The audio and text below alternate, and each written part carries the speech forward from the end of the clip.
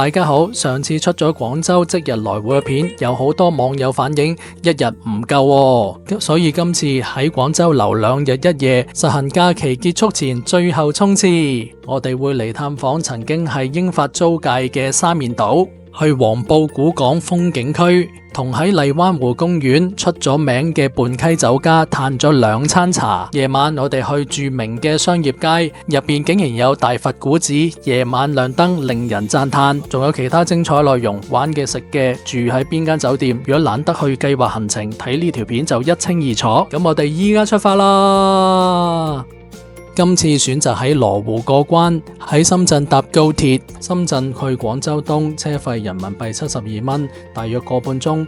喺香港西九龍出發，車費人民幣215蚊，車程大約2個鐘。我哋喺廣州東站落車，即刻轉地鐵1號線嚟到黃沙站 E 出口，上到地面行大約13分鐘，就嚟到第一個景點沙面。有人稱佢為建築博物館。沙面島其實只有0.3平方公里，曾經係英法喺廣州嘅租界。當年為咗經商，就揀咗呢一塊面向珠江匯合處嘅突出地段。為咗唔想咁多人行到入嚟，佢哋喺租界以北挖成30米闊嘅鴻溝，變成一面對江，其餘3面都需要橋嚟接駁嘅島嶼。沙面島4/5面積係屬於英國，其餘1/5屬於法國。然之後用幾條直線路段分間成12個地塊，可以見到呢度建築物都排得相當之工整，而且非常之大嚿，似乎用咗100%覆蓋率。100幾年前嘅中國邊有呢一種嘅建築技術呢？島嘅中心有一條超闊嘅大街，叫做沙面大街。呢度吸引咗唔少上咗年紀嘅人喺度晨運噶。沙面島可以話係一個完整嘅社區，呢度有2間分別係天主教同埋基督教嘅教堂。到今時今日，呢啲教堂仍然開放，保養得相當之好，亦都成為好多人嚟呢度打卡嘅目標。另一間嘅基督會堂啱啱開放，可以入去睇下，其實同普通嘅教堂冇乜分別。配合社會發展，呢度已經改咗名叫做沙面人才休閒島啦。可能你會問，淨係嚟睇建築咁悶啊？梗係唔係啦，呢度有唔少餐廳噶。好似呢個車卡連住前邊嘅黃色小屋就係法國西餐廳，車廂入邊真係提供西餐噶。呢個建築物嘅簷篷位下邊就變咗一間小餅店、泰式餐廳、露天花園餐廳。咦，連便利店都有喎。呢個綠色建築物1樓係飲 Starbucks， 真係鼓勵唔到，所以大家都可以試下呢啲餐廳噶。喺呢個沙面南街58號，喺廣州海關嘅分處隔離。行上嚟就係潮州鳳凰單叢茶博物館廣州館，入到嚟就即刻感受到當年嘅裝飾風格。佢分成7個區域，唔需要預約，開放時間行上嚟就得噶啦。既然係茶館，就會見到好多茶具、沖茶嘅器皿。茶具就一啲都唔平，一個細細嘅紫砂茶壺接近400蚊，有啲茶壺已經升呢成為古董，眼看手勿動。喺入口嘅左手邊呢間咖啡廳就潮好多啦，佈局佈置盡顯心思。呢度仍然係沙面南街，沙面最南端嘅地方，望出去珠江景色，兩江匯合嘅河道同對面有一定嘅距離，喺當年極具戰略意義。相信好多香港人都聽過白天鵝賓館，究竟喺邊度呢？冇錯，就係喺沙面島沿江嘅位置啦。作為中國第一間5星級酒店，除咗係一個門面展示之外，亦都真正解決當年接待外國人嘅住宿問題，係參照國外5星級酒店而建。中庭嘅園林大水池叫做故鄉水，唔係香水個香，係故鄉個鄉啊。而1、2樓嘅商場都具有相當特色噶。所以佢哋每晚嘅酒店咧都幾貴嘅。不過我哋就喺白天鵝嘅後邊就發現咗呢間沙面賓館，房價平到唔使500蚊一晚，相信用旅遊網站訂會更加平。想住喺沙面島呢個係另一個選擇。跟住我哋就打車去對面江嘅黃埔古港景區。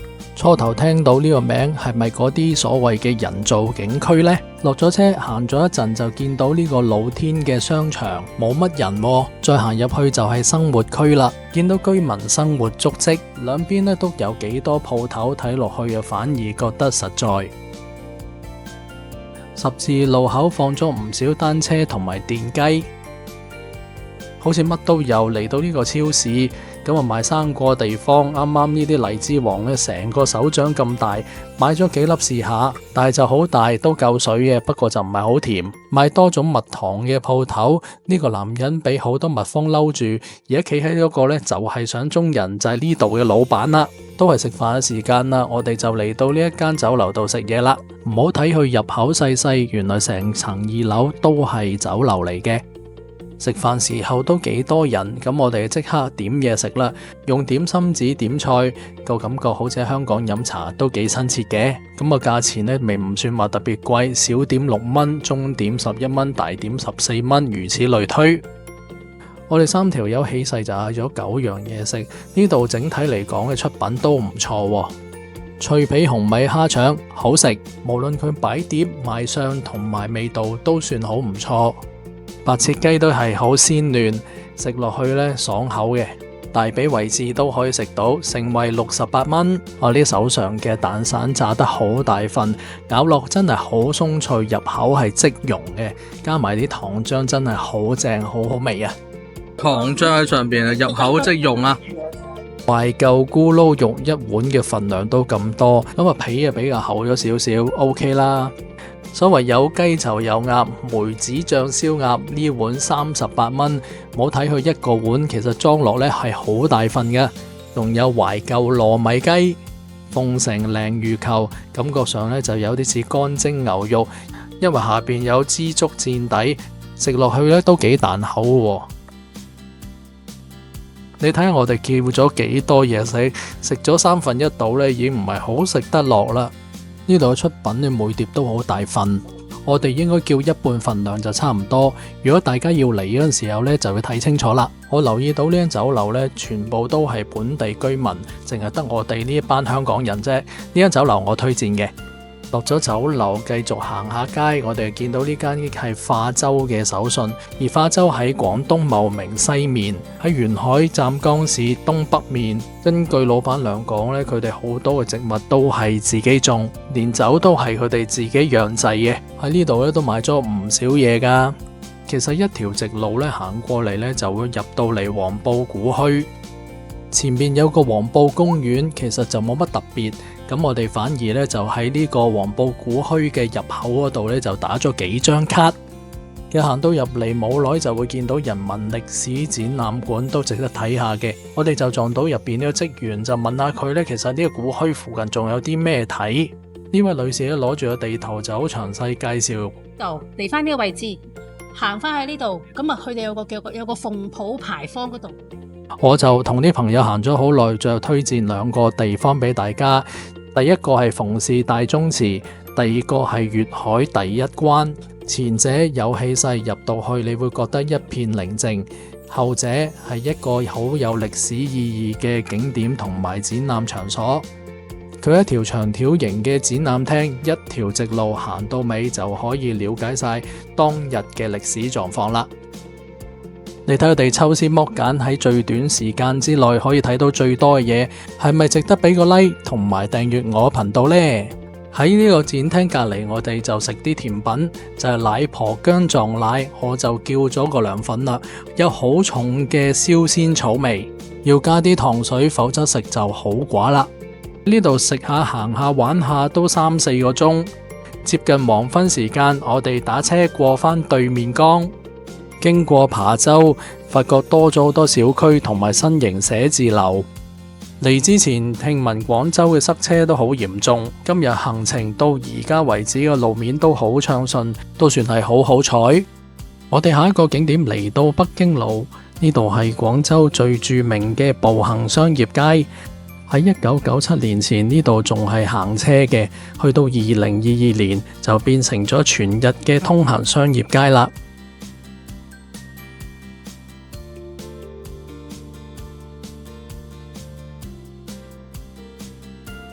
外形用仿青銅製成嘅廣州清代城坊示意圖。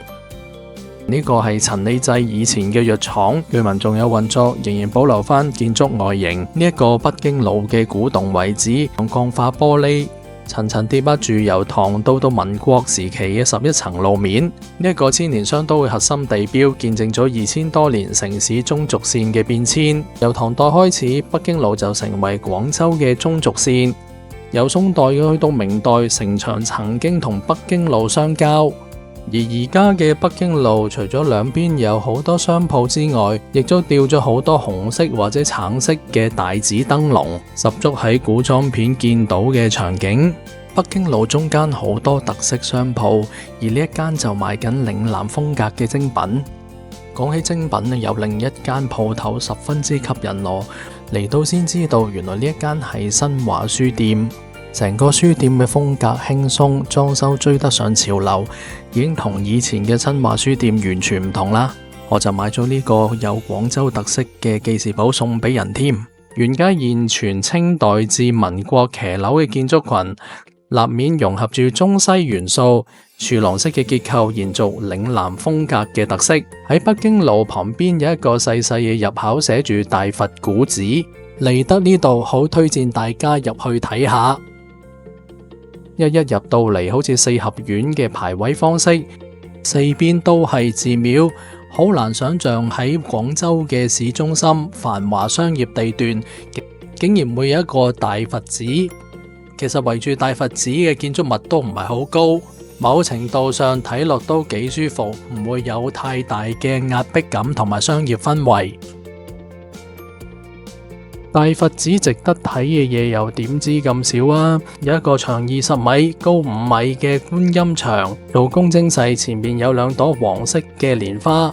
喺大佛寺正面，夜晚更加係精彩連連。5層高嘅大寺，夜晚一開咗燈，氣勢宏偉磅礴，怪唔得咁多人嚟打卡啦。唔知大家睇咗之後，會唔會好想即刻嚟呢度參觀下呢？大佛寺行返出嚟都係北京路，呢度有幾個百貨廣場。如果繼續想行街食嘢，呢度都可以滿足到大家。其實可能大家都有感覺行極都行唔完，因為北京路其實延伸到去元江嘅天字碼頭。成條北京路全長1.5公里，而天字碼頭有珠江夜遊，買飛就上船欣賞珠江夜色。可以睇翻我之前呢個廣州即日來回片，入邊有詳細介紹，或者即刻撳翻右上角嘅 I 字都可以揾翻呢條片噶。有啲嘢有啲肚餓，不如去食嘢啦。頭先就食得太多，所以我哋食得清淡啲。喺北京路行過少少，就揾到呢一間腸粉店，唔經唔覺差唔多70年歷史。佢哋嘅粥同埋油炸物都好出名噶，入邊嘅裝修算係企企理理，不過呢啲冷氣就爭少少啦。餐牌圖文並茂，做得唔錯，仲有啲茶餐廳類嘅食物，例如瑞士雞翼、乾炒牛河都係26蚊一碟咋。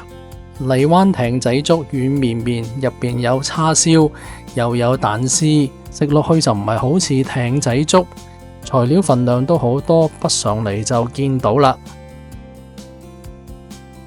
雞蛋滑腸粉一上碟好大份，鋪滿成個碟面。咁入邊有生菜、肉片，咁鋪排得都算幾好，食落去好順滑，點埋豉油就好正啦。呢個牛脷酥都炸得好薄，咁有少少燶，油炸鬼呢又炸得幾好，幾鬆脆。我哋走嗰陣時先發覺，原來都有唔少名人嚟過，其中一個就係蔡瀾先生啦。佢仲喺呢間店度推薦過幾個菜式添。呢間粥店就喺北京路附近嘅成一匯商場對面，都係好易揾。食完都已經8點幾，我哋返酒店啦。我哋就嚟呢一間日米公寓度 check in， 放低行李再出嚟。咁呢個 room tour 之後呢，就係第2日嘅行程。如果大家唔想睇嘅話，就可以直接跳過去。好啦，我哋開始 room tour 啦。咁首先呢，入到嚟呢，就唔係即刻望到個床嘅。咁喺前邊呢，就會見到有幾個衣架同埋一個全身鏡。咁然之後呢，轉左呢，就會見到張床啦。成個空間都好大，因為其實除咗3邊落床之後呢，仲有一個好足夠嘅空間呢，其實可以放翻張台嘅，係啦，同埋一張凳喺度嘅。咁啊，張床後邊咧就係有一幅抽象派嘅油畫啦，king size 嘅床嚟。然之後喺左手邊咧都會見到有一個嘅床頭櫃啦。咁啊，呢個床頭櫃咧就會擺電話。呢個床頭櫃除咗擺電話之外咧，仲有嗰個電視機同埋冷氣機嘅 control 嘅。咁啊，有床頭燈嘅。咁然之後咧，呢度都係有 USB 嘅插頭。床嘅對面咧就正係電視機啊。其實離開個床咧都有一段距離咧，都係幾闊落嘅。咁啊，然之後咧就有一部嘅分體式嘅冷氣機。咁而家我哋咧就試埋開成點啦。咁啊，呢一種嘅control 咧就係比較舊式啲嘅。左手邊咧就會有個浴室嘅。咁啊，入到嚟咧呢個浴室就叫尚算整潔啦。咁樣就入到去洗咗盤啦，咁樣就個鏡啊同埋啲牙刷啊、手杯啊、梳都會有嘅。咁我見到呢個杯咧就有少少濕，電風筒都有齊，洗手盆有冷熱水啦，基本嘅毛巾幾乾嚟嘅。咁樣就有兩對嘅拖鞋喺度。不過咧旁邊呢一個嘅疑似一個嘅渠口位咧就收口有啲核突，沖涼嗰時咧就要小心一啲。其實呢個小區下邊就係一個集運嘅收集點，雖然位處喺10樓，但係夜晚打開窗嘅時都會聽到人聲㗎。咁啊呢點就要留意下啦。第二朝我哋喺酒店 check out， 先出去遊覽咗2個景點，先再食嘢。嚟到今日嘅第一個景點鹿茸寺。鹿係數字嘅鹿，茸就係榕樹嘅榕。佢係廣州嘅地標之一。呢棟係鹿茸寺花塔，就算未落車都已經老遠見到佢㗎啦。呢個塔係曾經重建，有9層高，已經有接近1000年嘅歷史。話說喺宋代，蘇軾經過呢一度，見到有6棵老榕樹，為呢個寺題字鹿茸，所以得名鹿茸寺啦。其實呢個寺都幾多人嚟，據聞繞塔3圈，順時針轉動呢啲經輪，就寓意祈福消災。如果係塔側邊嘅大雄寶殿祈福，就事業有成。如果係學生小朋友想學業進步嘅話，就去六祖堂啦。因為六祖堂咧供奉住禪宗六祖慧能大師，參拜可以祈求智慧同埋覺悟嘅。講起求事業嘅話，我都見到有一位着住恤衫西褲嘅男子入寺參拜。咦？呢度點解咁多人嘅？喺塔嘅旁邊有一堆好悉心打理嘅植物，佢哋啱啱開花，引嚟好多人嚟打卡啊！植物旁邊仲做咗啲水霧，令人如入仙境。如果以旅遊角度，1個鐘就差唔多啦。咁長堤出邊呢，就係珠江，廣州市民習慣叫呢度做海皮，而唔係叫做江邊噶噃。嗱，喺早晨同埋黃昏呢，廣州市民呢都好喜歡喺呢一度散步嘅。無論乜嘢時候都好啦，海珠橋上面嘅交通都係咁頻密嘅啫。過咗海珠橋呢，就係河南啦，係屬於廣州市嘅一個區域嚟嘅。咁由河南一直落去呢，就係番禺噶啦。咁多年後，珠江兩邊都煥然一新。我哋由鹿茸寺打車過嚟，大約13分鐘，嚟到元江西路。呢條路由沙面一路延伸到海珠廣場，大約2公里。喺呢條路有一棟尖頂嘅民國建築物，叫做南方大廈。佢曾經係中國最早嘅摩天大廈之一，係珠江邊嘅標誌性建築，建於1922年，有成12層樓高。佢附近有愛群大廈、海關同埋郵局，而愛群大廈係30年代建築，比起南方大廈遲咗10幾年落成，依家都仲喺度㗎。其實沿住元江嘅海濱長廊咁樣行下都幾寫意㗎，而南方大廈對面嘅長廊地板上都有刻上南方大廈嘅介紹，而呢棟大廈都隨住時代嘅轉型，頭6層已經變成電子數碼城同埋市場，較高嘅層數變成酒店同埋私房菜館啦。我哋喺元江行咗一陣，打完卡，即刻就再打車曬約13分鐘嚟到荔灣湖公園。今朝都未食嘢，我哋就喺荔灣湖公園度落車，去對面嘅省城瀨粉度試下廣州正宗嘅瀨粉。瀨粉係糊狀，鹹鹹地，啜住食幾爽口㗎。入邊有香菇、小魚乾，仲有啲碎肉組合埋一齊嘅鹹香味道，仲有啲豬油渣味。食瀨粉點少得呢啲細細粒嘅蘿蔔乾呢？係瀨粉嘅靈魂嚟嘅。蘿蔔乾吊起咗成碗瀨粉嘅味道咁啊，嗰啲汁係結嘅啦。牛腩汁齋腸粉熱辣辣都幾 OK， 佢仲有牛腩豬腸粉，不過朝頭早咧就覺得太 heavy。頭先嘅瀨粉10蚊一碗，我哋仲叫咗馬蹄糕，唔想食現成都有馬蹄粉，自己買返屋企慢慢猜都得。食飽飽之後行過對面馬路就係荔灣湖公園嘅東門，搭地鐵嘅喺中山八路站 B 出口。荔灣公園係由5個大大小小唔同嘅湖組成，相傳喺公元前200年已經有荔枝灣嘅存在，後嚟去到上世紀50年代尾就正式建立公園，喺1960年正式啟用，改名為荔灣湖公園。我哋嚟呢個荔灣湖公園咧，其中一樣想玩嘅就係呢個遊船啦。咁啊，每半個鐘係100蚊。咁啊，有100蚊訂金，包埋救生衣，就係粉紅色、橙色呢一堆啦。碼頭師傅就帶我哋上船，柴油推動嘅小船。呢一種船呢，就唔會快得去邊。師傅提醒我哋，大家唔好坐埋一邊。其實坐喺個遊船度呢，更加清楚望到成個公園嘅景色。隔籬呢個睇落去就好似一個畫舫，忽然間諗起喺香港仔曾經出現過嘅珍寶海鮮舫。其實有時會穿過橋底或者其他嘅觀光船，咁啊有時會見到荷花池。據我哋理解，我哋都穿咗3次橋，只要 keep 住架船一路行呢，半個鐘就啱啱好。自駕船可每半個鐘係100蚊。如果超過半個鐘就當1個鐘計。頭先張黃色卡就係用嚟記錄落船同埋上岸嘅時間啦。一直有留言話我把聲似 AI， 我嘅回應就係信者真係冇得救兼冇獎，大家唔需要再懷疑啦。來都來了，睇下我點樣揸船穿過橋底啦。荔灣湖嘅公園係好優美。公園同民居之間有唔少嘅河溝，有啲觀光船可以搭嘅，可以再多啲人，唔需要自己操作。多少少，我哋就嚟到荔灣博物館，佢係依託住西關歷史建築建立嘅一座綜合性博物館嚟嘅。入邊呢有陳廉仲故居同埋西關嘅民族館多個建築。一張飛5蚊可以睇晒4個展館，慢慢行打下卡都唔錯。其實都行咗玩咗咁耐，都有啲肚餓啦。我哋就嚟到泮溪樓站家度食嘢。呢度係荔灣湖景區嘅東面，酒樓係沿住湖而建，可以處處都睇到湖景。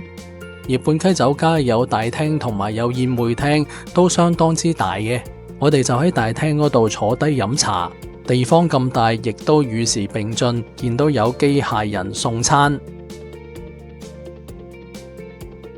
除咗湖景之外，入到嚟嘅景觀園林都好靚，都係酒家親自設計嘅。我哋真係幾好彩，去酒家攞飛嗰陣時係冇雨，但係一入到嚟呢就即刻落大雨，所以我哋喺亭台樓閣之間感受到絲絲嘅煙雨淒迷。